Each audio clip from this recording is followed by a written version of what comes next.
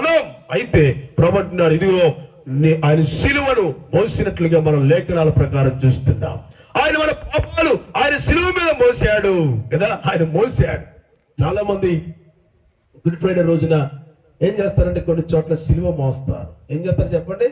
సిలువ మోస్తారు. నేను రాజమండ్రి వెళ్తున్నాను గుడ్ ఫ్రైడే రోజున, వెళ్తా ఉంటుంటే చాలా మంది సిలువ మోసుకుంటా వస్తున్నారు. నేను ఏం చేశానంటే ఆ సిలువ మోసుకుంటా వస్తాను, చూస్తున్నాను, కనిపెడుతున్నాను ఎవడన్నా కొరడాలతో కొడతాడేమో అతన్ని.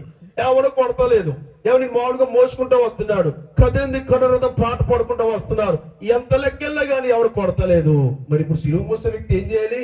కొట్టించుకోవాలి కదా. ప్రభు ఏం చేశాడు?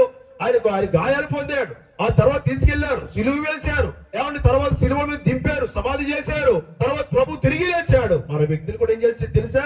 వాస్తవంగా కొరడాలతో కొట్టాలా, తీసుకొచ్చి ఎక్కడో చోట సిలువేయాలా, మేకులు తెచ్చి కొట్టాలా, ముళ్ళగిరట పెట్టాలా, రక్తం చిందించాలా. అది అసాధ్యమైన ఒక మానవునికి, అది వేషధారణ అండి ఒక మానవునికి, అది వాక్య క్రమం కాదని మానవునికి వాక్యం సెలవిస్తా ఉంది.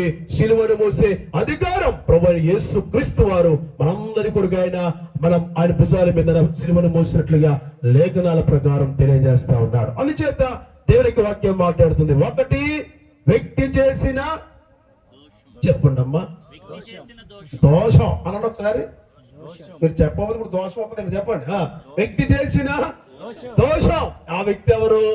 అయ్యేను, దావీదు, గేహజీ, అననీయ, సఫీరా, ప్రేమ్ కుమార్, నీవు, నేను, మనందరం దోషులుగా ఉండకూడదని, మన దోషాన్ని కప్పుకోకుండా మన ప్రభువు యేసు క్రీస్తు వారి ఎదుట మన దోషాలు ఒప్పుకోవాలని వాక్యం మాట్లాడుతుంది. రెండవది, ఒక ఊరు చేసిన దోషం, అక్కడ దహించడానికి కారణం అయిపోయారు, అగ్ని గంధకాలు కురిపించాడు. ఆ పట్టణాన్ని మనం చూస్తున్నప్పుడు ఆ వ్యక్తుల దోషాన్ని మనం చూస్తున్నాం అనే విషయాలు జ్ఞాపకాన్ని తెస్తా ఉన్నాం. లోతు భార్యను జ్ఞాపకం చేసుకోండి అనే మాట నేను జ్ఞాపకాన్ని తెచ్చాను. 3వ మాట చూడండి.